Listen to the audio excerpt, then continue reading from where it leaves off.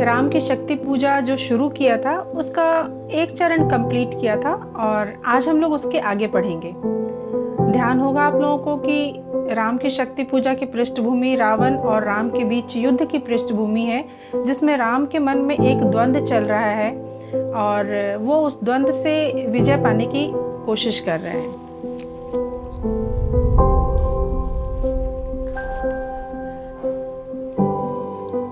कल जो मैंने पढ़ा था वो अंतिम पद ये था कि बैठे मारुति देख राम चरना विंद, युग आस्ति नास्ति के एक रूप गुणगुण अनिंद्य। साधना मध्य भी साम्य वाम कर दक्षिण पद, दक्षिण करतल पर वाम चरण कपिवर गदगद। अब इसमें देखिए कि हमारे भारतीय दर्शन में आप देखेंगे कि बौद्ध दर्शन हो, जैन दर्शन हो या उपनिषद हो, इन सभी में ब्रह्मा को लेके है और नहीं है, इसके ऊपर काफ़ी चर्चा की गई है। तो इसी एक द्वंद्व के बीच में चल रहे हैं और मारुति मीन्स हनुमान जी की बात हो रही है। तो पा सत्य सच्चिदानंद स्वरूप विश्राम धाम, जपते सभक्ति अजपा विभक्त हो राम राम। युग चरणों पर आ पड़े अस्तुवे अश्रुयुगल, युग चरणों पर आ पड़े अस्तुवे अश्रुयुगल। देखा कपि ने चमके नभ में ज्यों तारा दल। ये नहीं चरण राम के बने श्यामा के शुभ, ये नहीं चरण राम के बने श्यामा के शुभ। सोहते मध्य में हीरक युग या दो कौस्तुभ। टूटा वह तार ध्यान का स्थिर मन हुआ विकल, संदिग्ध भाव की उठी दृष्टि देखा अविकल। बैठे वे वही कमल लोचन पर सजल नयन, बैठे वे वही कमल लोचन पर सजल नयन। व्याकुल व्याकुल कुछ चिर प्रफुल्ल मुख निश्चेतन।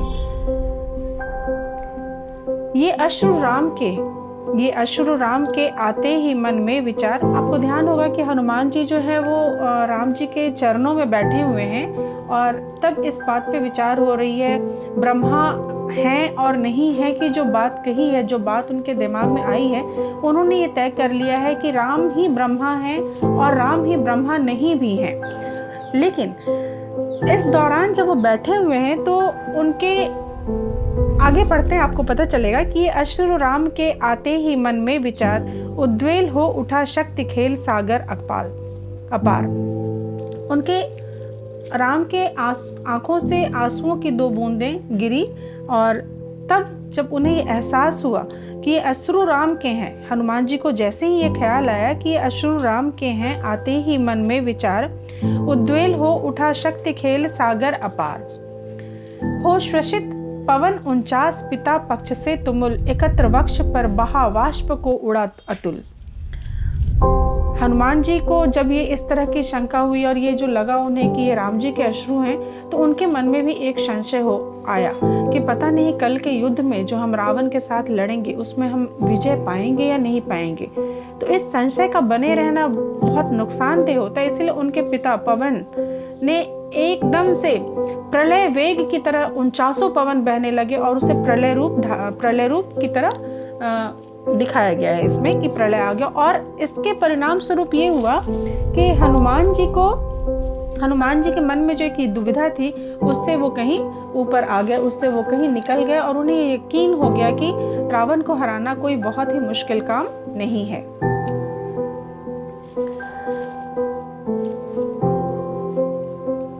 हो श्वसित पवन 49 पिता पक्ष से तुमुल, एकत्र वक्ष पर बहा वाष्प को बड़ा उड़ा अतुल। शत घूर्णावर्त तरंग भंग उठते पहाड़, शत घूर्णावर्त तरंग भंग उठते पहाड़। जल राशि राशि जल पर चढ़ता खाता पछाड़। तोड़ता बंध प्रतिसंध धरा हो स्फीत वक्ष, तोड़ता बंध प्रतिसंध धरा हो स्फीत वक्ष। दिग्विजय अर्थ प्रतिपल समर्थ बढ़ता समक्ष।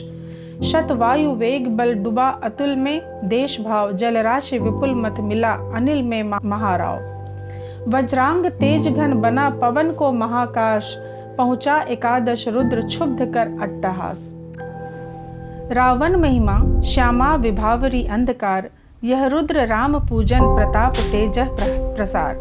उस ओर शक्ति शिव की जो 10 स्कंद पूजित, इस ओर रुद्र बंदन जो रघुनंदन पूजित, करने को ग्रस्त समस्त व्योम कपि बढ़ा अटल, लख महाविनाश शिव अचल हुए क्षण भर चंचल।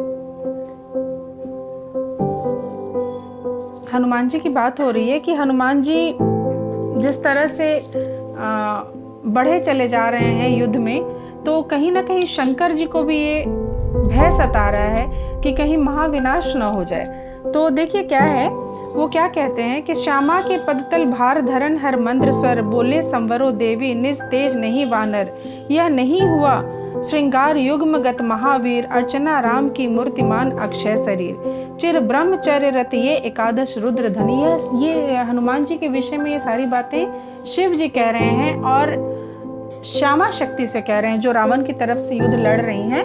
उनसे कह रहे हैं कि ये सामान्य वानर नहीं है, ये सामान्य वानर नहीं है जिसको आसानी से जीता जा सकता है। ये चिर ब्रह्मचर्य में रत है, इसे शक्ति से या सौंदर्य से नहीं जीता जा सकता, बल्कि इसके लिए आपको बुद्धि कौशल का प्रयोग करना होगा। चिर ब्रह्मचर्य रत ये एकादश रुद्र धन्य, मर्यादा पुरुषोत्तम के सर्वोत्तम अनन्य, लीला सहचर दिव्य भावधर, इन पर प्रहार करने पर होगा देवी तुम्हारी विषम हार। विद्या का ले आश्रय इस मन को दो प्रबोध, झुक जाएगा कभी निश्चय होगा दूर रोध। उनका कहना है कि ये बुद्धि कौशल से इनको जीतो, ये महाशक्ति से नहीं जीतने वाले। यह कह के शिव जी अंतर्ध्यान हो गए थे। और देखिए कि महाशक्ति के स्थान पे, श्यामा के स्थान पे, मतलब श्यामा ने क्या किया कि उनकी माता अंजना का रूप धर लिया और उन्हें अब अंजना ने भगवान महावीर को, हनुमान जी को समझाना शुरू किया रूप बदल के। ठीक है, वो कह रही हैं कि कह हुए मौन पवन तनय में भर विस्मय, सहसा नभ में अंजना रूप का हुआ उदय। श्यामा जो थी शक्ति, उन्होंने अपना रूप बदल लिया। बोली माता तुमने रवि को कब निगल लिया, बोली माता तुमने रवि को जब निगल लिया, तब नहीं बोध था तुम्हें रहे बालक केवल, यह वही भाव कर रहा तुम्हें व्याकुल रह रहे, यह लज्जा की है बात माँ रहती सहसे। यह महाकाश है जहाँ वास शिव का निर्मल, पूछते जिन्हें श्री राम उसे ग्रसने को चल। मतलब ये आकाश में जो आकाश को जीतने चले थे जो हनुमान जी, और शिव जी घबरा गए और उन्होंने श्यामा जी को बोला, और श्यामा ने माता अंजना का रूप धर के उनको बहलाया कि ठीक है, बचपन में तुमने सूर्य को निगल लिया था और वही काम फिर से करने चलो। ये ऐसा काम करके ये एक माता के लिए बहुत लज्जा का विषय है, फिर भी मैं इसे सह रही हूँ, मैं इसे बर्दाश्त कर रही हूँ। यह महाकाश है जहाँ वास शिव का निर्मल, इस आकाश में शिव का वास है जिन्हें श्री राम स्वयं पूजते हैं, तुम उसे ग्रसने को चल रहे हो। क्या नहीं कर रहे तुम अनर्थ सोचो मन में, क्या दी आज्ञा ऐसा कुछ श्री रघुनंदन ने। तुम सेवक हो छोड़कर धर्म कर रहे कार्य, क्या असंभाव्य हो यह राघव के लिए धार्य। कपि हुए नम्र क्षण में माता छवि हुई लीन, उतरे धीरे धीरे गह प्रभुपद हुए दीन। अच्छा, ऐसा कह के माता की छवि के रूप में जो अंजना थी वो अंतर्ध्यान हो गई। राम का विष्णानंद देखते हुए कुछ क्षण, हे सखा विभीषण बोले आज प्रसन्न वदन, वह नहीं देख कर जिसे समग्र वीर वानर, भल्लुक विगत श्रम हो जाते जीवन निर्झर। रघुवीर तीर वह सब तुनीर तूण में है रक्षित, रघुवर तीर सब वही तूण में है रक्षित, है वही वक्ष रण कुशल हस्त बल वही अमित। अब राम जी जो हैं वो एक द्वंद्व के इसमें परेशान हैं, और विभीषण जो कि उनके मित्र बन चुके हैं अभी तक, उन्हें मोटिवेट कर रहे हैं और उन्हें कह रहे हैं कि आपके पास सब कुछ तो है, तो फिर आप किस लिए इस द्वंद्व में हैं। वो कह रहे हैं कि हे सखा, विभीषण बोले आज प्रसन्न वदन, वह नहीं देख कर जिसे समर विग्रवानर, भल्लुक विगत श्रम हो पाते जीवन निर्जर। रघुवीर तीर वह सब तून, उन्होंने कहा कि तुम्हारे तुनीर में सारे तीर तो हैं, फिर तुम किस लिए घबरा रहे हो? और वो तीर कौन कौन है ये देखिए, कितने खूबसूरती से लिखा है कि है वही वक्ष रन कुशल हस्त, बल वही अमित, यानी वही वक्ष भी है तुम्हारे पास, वही कुशल हस्त भी है तुम्हारे पास, और वही अमित शक्ति भी है आपके पास, वही अमित बल भी है आपके पास।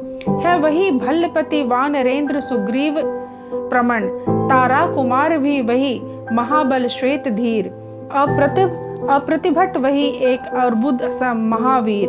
है वही दक्ष सेना नायक, है वही समर, है वही दक्ष सेना नायक, है वही समर, फिर कैसे असमय हुआ उदय या भाव प्रहर। सब कुछ वही है, सब कुछ आपके पास है, फिर ये द्वंद आपके मन में क्यों चल रहा है? रघुकुल गौरव लघु हुए जा रहे तुम इस क्षण, आप रघुकुल के गौरव हैं और आप इस क्षण इस चिंता में कि आप रावण के ऊपर विजय कर पाइएगा या नहीं, आप इस चिंता में लीन हो रहे हैं कि रघुकुल गौरव लघु हुए जा रहे तुम इस क्षण, तुम फेर रहे हो पीठ हो रहा जब यह जय रण। कितना श्रम हुआ व्यर्थ, कितना श्रम हुआ व्यर्थ, आया जब मिलन समय, तुम खींच रहे हो हस्त जानकी से निर्दय।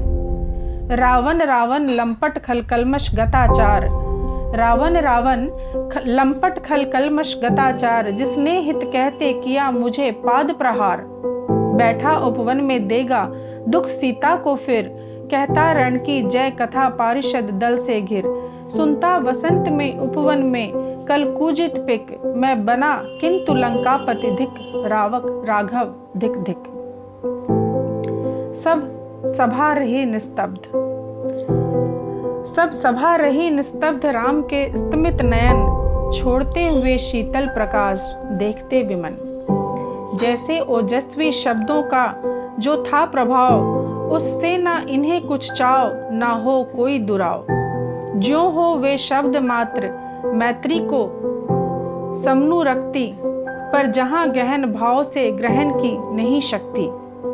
कुछ क्षण तक रहकर मौन सहज निज कोमल स्वर, कुछ क्षण तक रहकर मौन सहज निज कोमल स्वर, बोले रघुमणि मित्रवर विजय होगी न समर। बोले रघुमणि मित्रवर विजय होगी न समर। यह नहीं रहा नर वानर का राक्षस से रण, उतरी पा महाशक्ति रावण से आमंत्रण। राम जी थोड़ा घबरा रहे हैं और काफी कुछ समझाया विभीषण ने एक मित्र के नाते, पर फिर भी कहीं ना कहीं वो बोल रहे हैं सारा कुछ समझाने के बाद भी कि नहीं मित्र, अब ये सामान्य युद्ध नहीं है, ये सामान्य नर वानर का दैत्य के साथ युद्ध नहीं है। अब ये युद्ध तो ऐसा लगता है कि महाशक्तियों के बीच है, क्योंकि शिव की पूजा करके रावण ने शक्ति को आमंत्रित कर लिया है, और ऐसा लगता है कि ये जो युद्ध है ये नर वानर के बीच नहीं बल्कि शक्तियों के बीच लड़ा जा रहा है, महाशक्तियों के बीच लड़ा जा रहा है। और शक्ति भी उसी का साथ दे रही है, शक्ति भी उसी का साथ दे रही है जिधर अन्याय है। आज भी ऐसा होता है, अन्याय जिधर है उधर शक्ति कहते छल छल, हो गए नयन कुछ बूंद ढलक ढलके दृग्जल। रुक गया कंठ जमका लक्ष्मण तेज प्रचंड, धस गया धरा में कपिगह युगपद मसक दंड। स्थिर जांबवान समझते हुए ज्यों सकल भाव, व्याकुल सुग्रीव हुआ उर में ज्यों विषम घाव।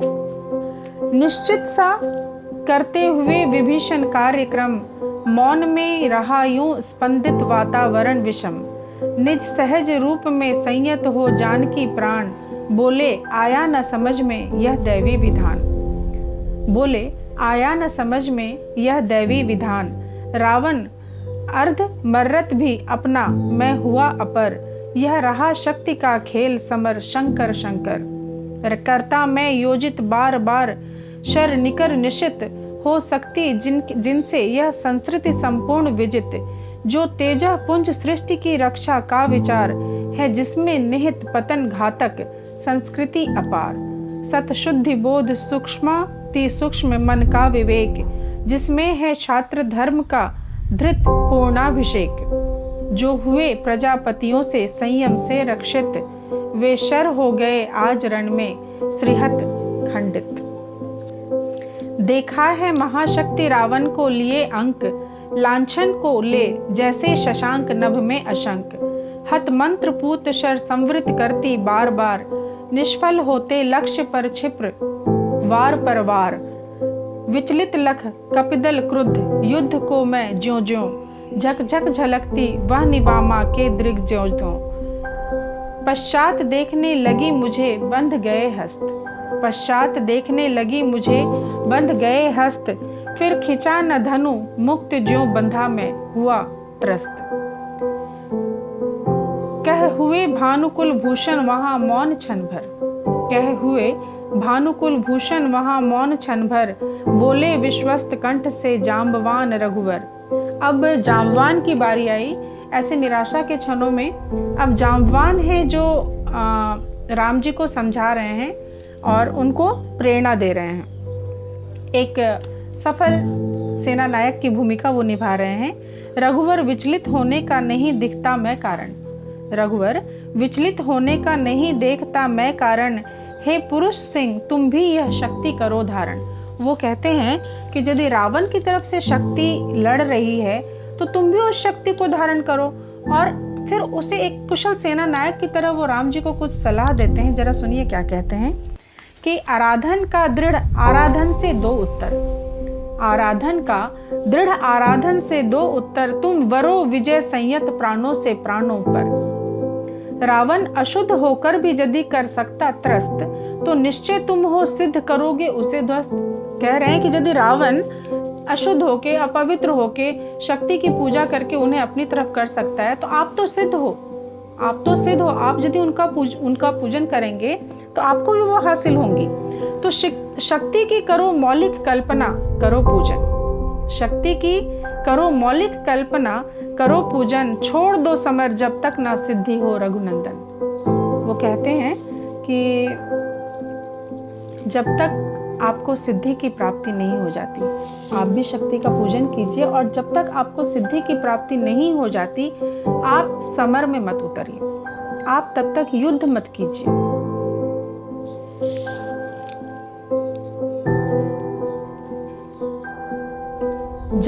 तब तक लक्ष्मण है महावाहिनी के नायक, मध्य भाग में अंगद, दक्षिण श्वेत सहायक।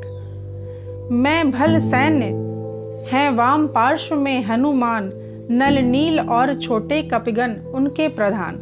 सुग्रीव विभीषण अन्य यूथपति यथा समय, आएंगे रक्षा हेतु जहां भी होगा भय।